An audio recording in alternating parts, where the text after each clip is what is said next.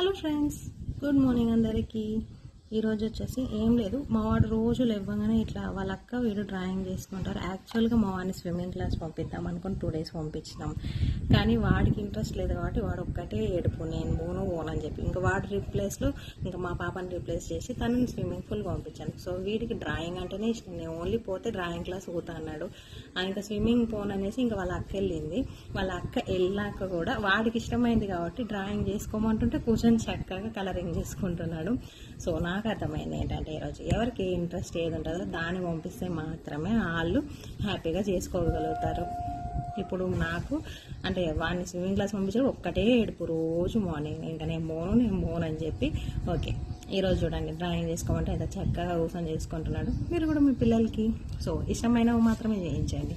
వాళ్ళకి ఇంట్రెస్ట్ లేకుండా ఏది పంపించినా కుదరదు అనమాట. వాళ్ళు ఈరోజు ఒకవేళ బలవంతంగా నేర్చుకున్నా రేపు మా మమ్మీ వాళ్ళు నాకు బలవంతంగా నేర్పించారు కానీ నాకు ఇష్టం లేకుండా నేను నేర్చుకున్నాను వాళ్ళు ఫీల్ అవ్వద్దు.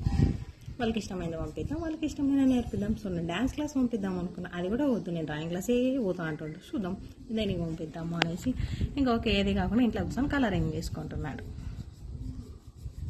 దారే నువ్వు కలరింగే చేసుకుంటావా? స్విమ్మింగ్ వద్దా? వద్దంట, ఓన్లీ డ్రాయింగ్ అంతేనా? Bye bye.